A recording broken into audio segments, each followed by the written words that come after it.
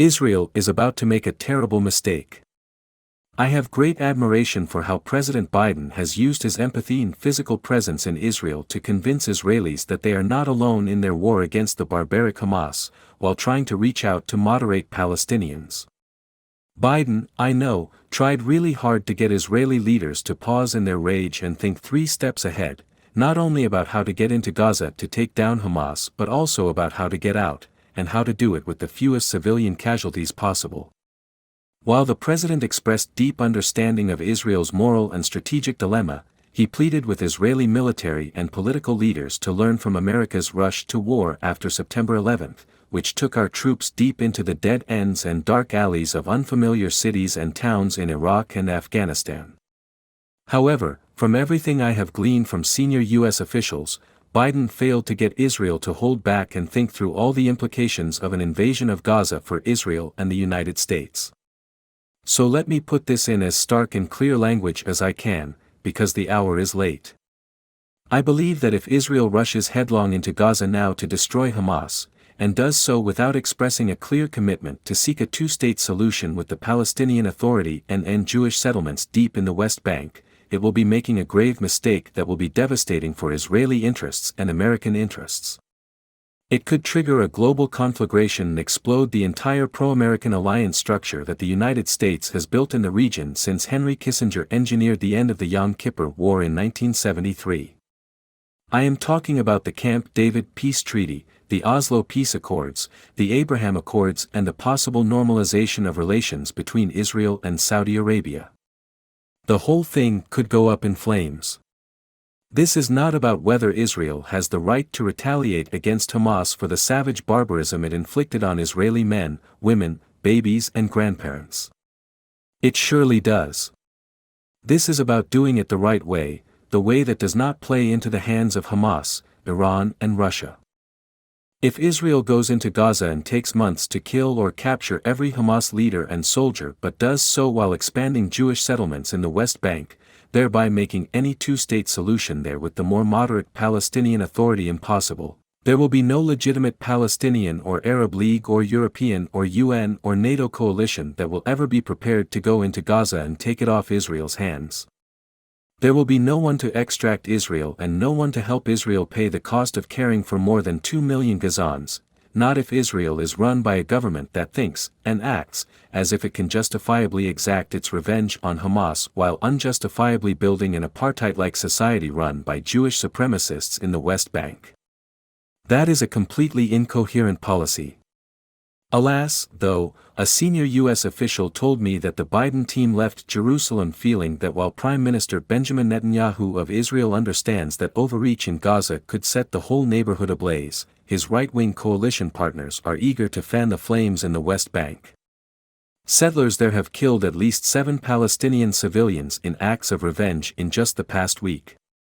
Meanwhile, U.S. officials told me, the representatives of those settlers in the cabinet are withholding tax money owed the Palestinian Authority, making it harder for it to keep the West Bank as under control as it has been since the start of the Hamas war.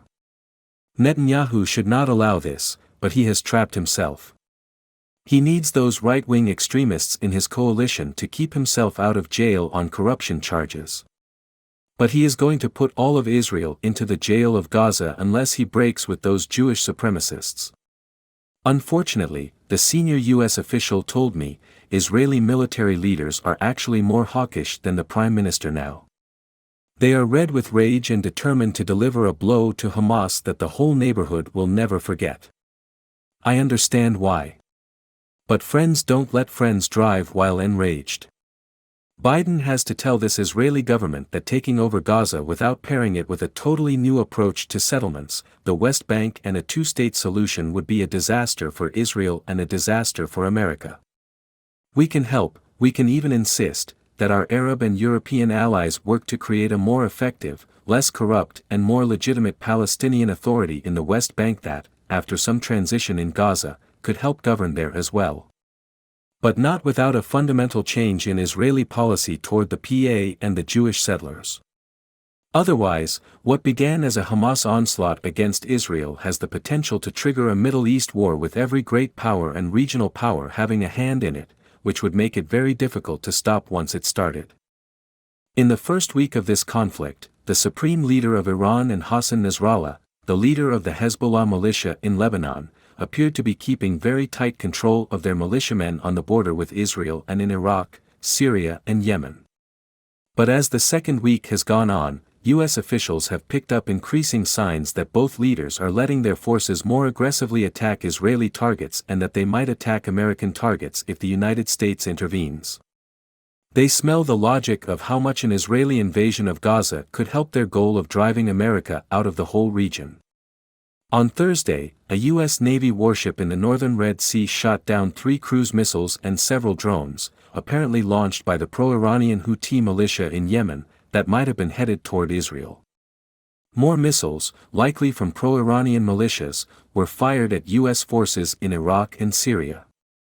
So many rockets are now coming from the pro-Iranian Hezbollah militia in South Lebanon that we are 1 degree away from a full-scale missile war between Israel and Iran's proxies, and very possibly directly between Israel and Iran. Israel is not likely to let Iran use its proxies to hit Israel without eventually firing a missile directly at Tehran. Israel has missile-armed submarines that are probably in the Persian Gulf as we speak. If that gets going, it's Katie, bar the door. The United States, Russia and China could all be drawn in directly or indirectly. What makes the situation triply dangerous is that even if Israel acts with Herculean restraint to prevent civilian deaths in Gaza, it won't matter. Think of what happened at Gaza City's Ali Arab Hospital on Tuesday. As the Israeli columnist Nahum Barnea pointed out to me, Palestinian Islamic Jihad achieved more this week with an apparently misfired rocket than it achieved in all of its successful missile launches. How so? After that rocket failed and fell on the Palestinian hospital in Gaza, killing scores of people, Hamas and Islamic Jihad rushed out and claimed, with no evidence, that Israel had deliberately bombed the hospital, setting streets ablaze across the Arab world. When Israel and the United States offered compelling evidence a few hours later that Islamic Jihad accidentally hit the Gaza hospital with its own rocket, it was already too late. The Arab street was on fire, and a meeting of Arab leaders with Biden was cancelled. If people cannot talk openly and honestly about a misfired rocket, imagine what will happen when the first major Israeli invasion of Gaza begins in our wired world, linked by social networks and polluted with misinformation amplified by artificial intelligence. That is why I believe that Israel would be much better off framing any Gaza operation as Operation Save Our Hostages, rather than Operation End Hamas Once and For All, and carrying it out, if possible, with repeated surgical strikes and special forces that can still get the Hamas leadership but also draw the brightest possible line between Gazan civilians and the Hamas dictatorship. But if Israel feels it must reoccupy Gaza to destroy Hamas and restore its deterrence and security, I repeat, it must pair that military operation with a new commitment to pursue a two-state solution with those Palestinians in the West Bank and Gaza ready to make peace with Israel. The hour is late. I have never written a column this urgent before because I have never been more worried about how this situation could spin out of control in ways that could damage Israel irreparably, damage U.S. interests irreparably, damage Palestinians irreparably, threaten Jews everywhere and destabilize the whole world. I beg Biden to tell Israelis this immediately, for their sake, for America's sake, for the sake of Palestinians, for the sake of the world.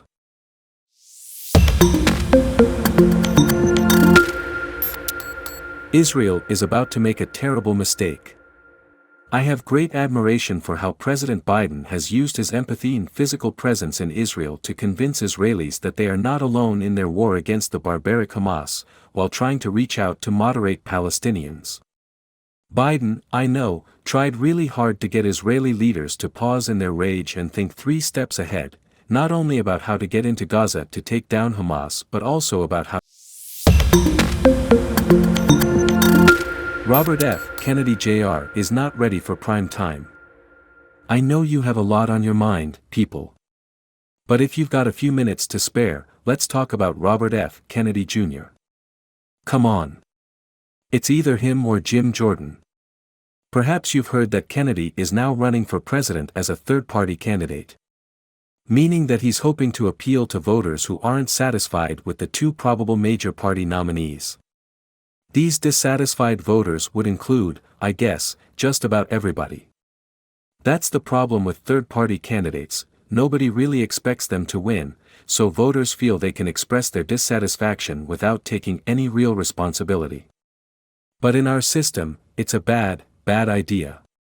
If Kennedy won a bunch of votes in close races, for example, say, in